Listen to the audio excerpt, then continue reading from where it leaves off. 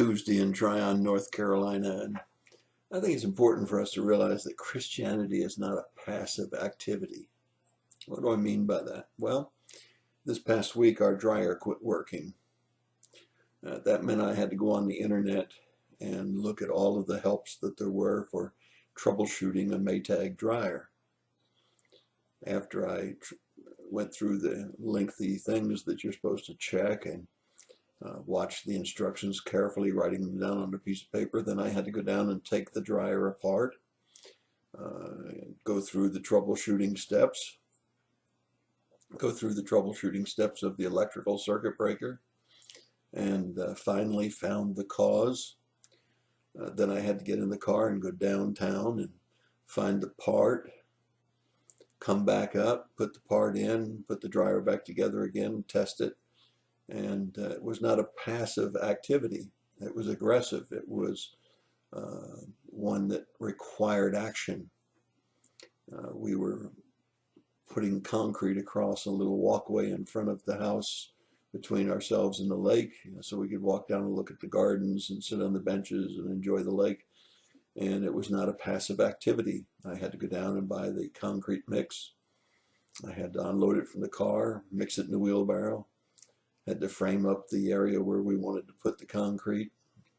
Lois had to get involved because it was more than one person could handle. While I mixed the concrete and poured it, she was smoothing it out. And it was not a passive activity. Christianity is the same way. And we're in Proverbs chapter 4, in verses 1 through 9. We saw 7 instructions to be a winner. It was not a passive thing. There are activities that we have to take, 7 activities we have to take in order to be winners. In chapter 4, verses 10 through 19, there's instructions directing and a contrast between the wicked and the righteous. Well, as we enter into verse 20, we get to the section where it reminds us again that the purpose of Proverbs is righteousness instruction, and that the first 9 chapters are written predominantly to young people. And we're reminded of that in verse 20 and 21 by the phrase starting out, "My son." Now watch how this is not passive. Give attention. You know, it's really important to pay attention.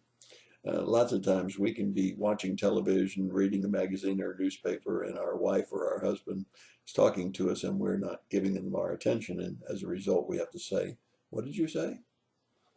Well, here clearly Proverbs says, give attention. Now listen, it goes beyond that, and it's non-being passive.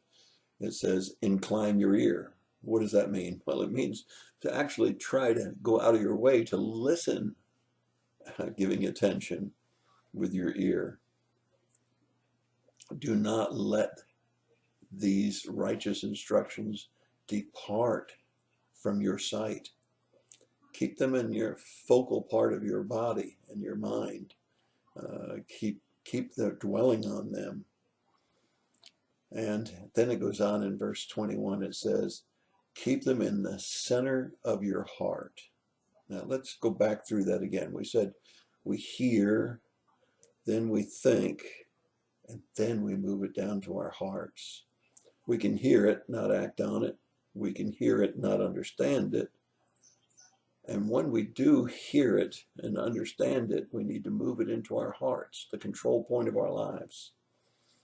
And so we're very, very important for us to keep them in the center of our hearts, all the instruction in righteousness. Verses 22 and 23 says, it gives life to those who do it. Remember, this is proactive. This is not a passive faith. Watch over your heart with all diligence. Keep it in your heart. Put away deceitful things. Be sure that you're not fooling yourself as well as deceiving others. And put away devious speech far from you. Half-truths, lies, they're the same. Half-truths are half-truths. They're not truth. And it says that we're to keep our eyes directly ahead. Why is it that when you see a racehorse, that they have what they call blinders on the horse? It's to keep them from being distracted, to keep their eyes straight ahead.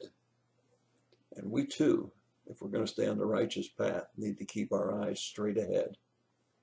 We need to be sure that our eyes are gazing, not glancing, but gazing straight forward to the path of righteousness. Now watch verse 26. Watch your path of your feet.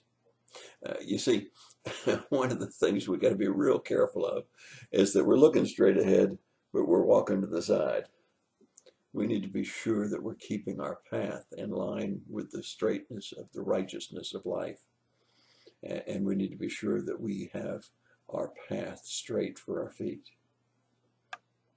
And then our ways will be established.